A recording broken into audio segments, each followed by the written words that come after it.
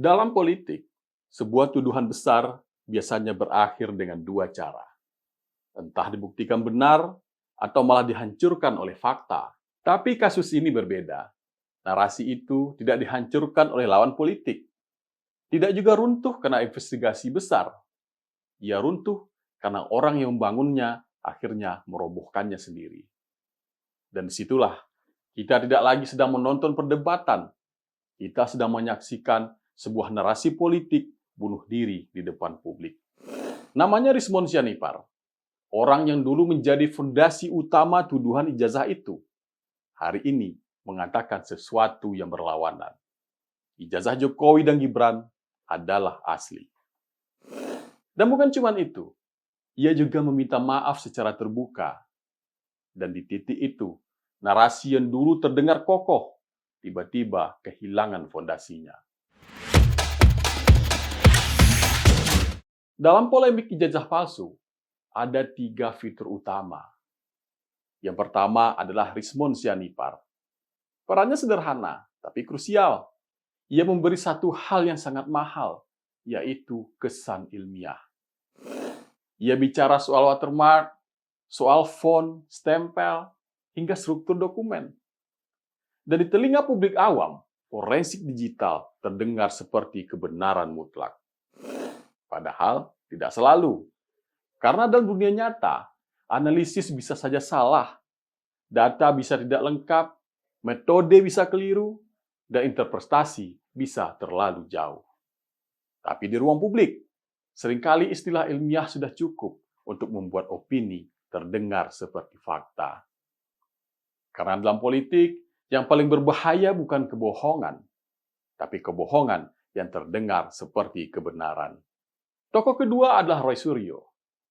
Kalau Rismon memberi kesan ilmiah, Roy memberi kesan otoritas.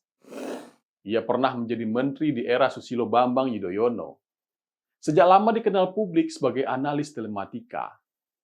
Dalam konflik politik, figur seperti ini sangat penting. Karena publik cenderung percaya pada orang yang sudah sering mereka lihat di televisi. Padahal ada satu hal sederhana yang sering kita lupakan. Sering muncul di televisi tidak selalu berarti benar. Kalau itu benar, maka komentator sepak bola seharusnya sudah menjadi pemain terbaik dunia. Tokoh ketiga ada Dr. Tifa. Perannya berbeda lagi. Ia bukan analis teknis, bukan juga otoritas institusional. Ia adalah amplifier, pengeras suara. Kalau Rismon adalah mesin analisis, Roy adalah wajah legitimasi, maka Tifa adalah gema yang membuat isu ini terdengar di mana-mana. Dan selama 3 figur ini bergerak bersama, narasi itu terlihat seolah-olah besar, terlihat seolah-olah kuat, terlihat meyakinkan. Tapi sebenarnya ia berdiri di atas satu tiang utama, analisis teknis Rismon. Dalam sebuah bangunan besar, kita jarang perhatikan tiang utama. Namun, ketika tiang itu dicabut, bangunan tidak retak. Ia runtuh. Dan itulah yang terjadi saat ini. Ketika Rismon mengatakan analisisnya keliru dan mengakui ijazah Jokowi dan Gibran itu asli, maka selesai.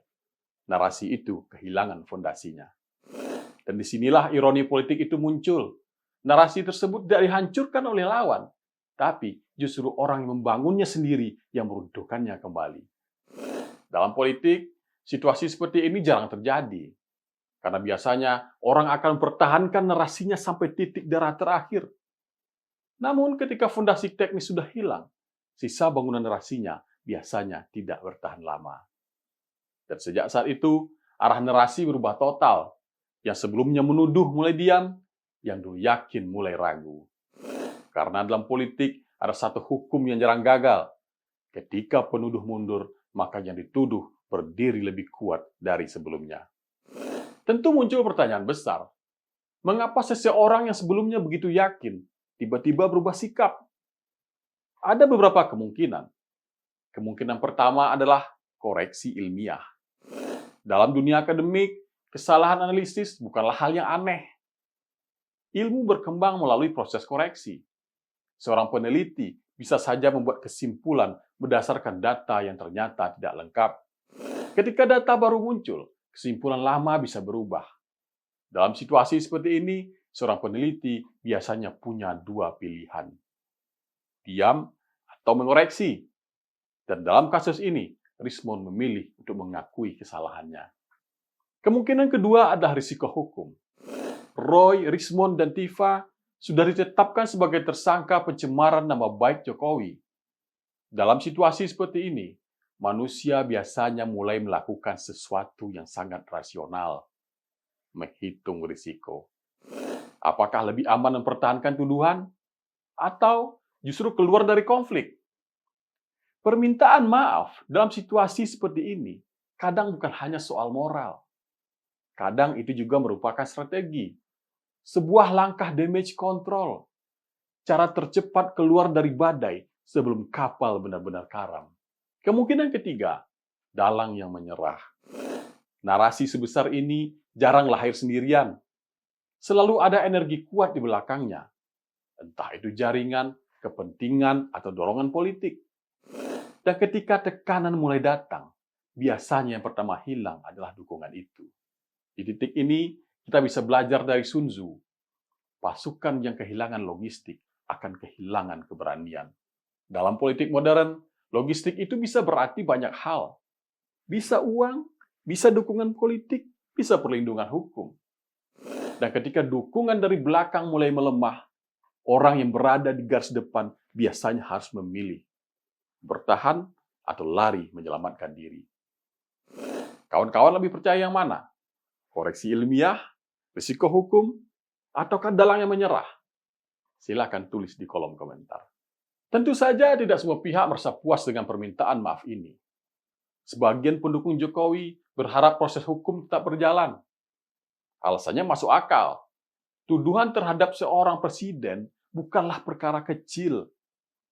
Jika tuduhan sebesar itu bisa selesai hanya dengan permintaan maaf, ada kekhawatiran hal yang sama bisa terulang kembali di masa depan. Namun, dalam komunikasi politik, ada satu strategi yang sering digunakan oleh para pemimpin. Strategi itu disebut moral high ground. Dengan menerima permintaan maaf, seorang pemimpin bisa terlihat lebih besar. Bukan karena ia menghancurkan lawannya, tetapi karena ia memilih memaafkan. Secara psikologis, strategi ini justru membuat pihak yang menyerang terlihat semakin kecil. Bukan karena mereka dikalahkan, tetapi karena mereka dimaafkan. Ada sebuah kisah lama dari Tiongkok kuno. Seorang guru pernah berkata kepada muridnya, "Jika engkau melempar lumpur ke langit, lumpur itu tidak akan mengenai langit. Ia akan jatuh kembali ke wajahmu sendiri." Maknanya sederhana. Fitnah mungkin bisa terbang tinggi untuk sementara waktu. Namun pada akhirnya, ia kembali kepada orang yang melemparkannya. Di tengah polemik ini, muncul perdebatan baru yang menyeret nama Richmond Sianipar sendiri. Publik mempertanyakan keaslian ijazahnya dari Yamaguchi University di Jepang. Meski masih polemik, ironinya cukup terasa. Seseorang yang sebelumnya mempertanyakan ijazah orang lain, kini justru menghadapi pertanyaan yang serupa terhadap dirinya sendiri.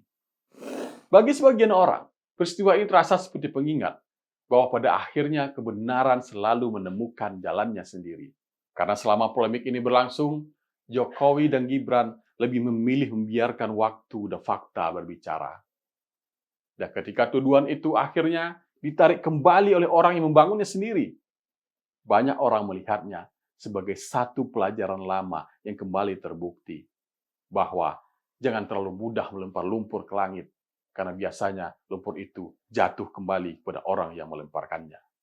Pada akhirnya, polemik ini mengajarkan pada kita satu hal. Narasi politik bisa terlihat besar selama ada yang mempercayainya. Tapi ketika orang yang pertama kali melemparkannya tiba-tiba menarik ucapannya, maka yang runtuh bukan hanya tuduhan, tapi seluruh kepercayaan yang pernah dibangun di atasnya. Sebuah tuduhan bisa datang seperti badai, mengguncang ruang publik, memecah opini, membelah masyarakat. Namun, kadang badai sebesar itu berhenti hanya dengan satu kalimat sederhana. Saya minta maaf. Dan ironinya, yang datang membawa badai justru pulang membawa parsel. Dan dari situ kita belajar satu hal lagi. Dalam politik, tidak semua yang terdengar meyakinkan itu benar. Ketika narasi mulai memakan penciptanya sendiri, itu bukan lagi serangan. Itu akhir dari permainan. Saya Beni Iniatullah, sampai jumpa.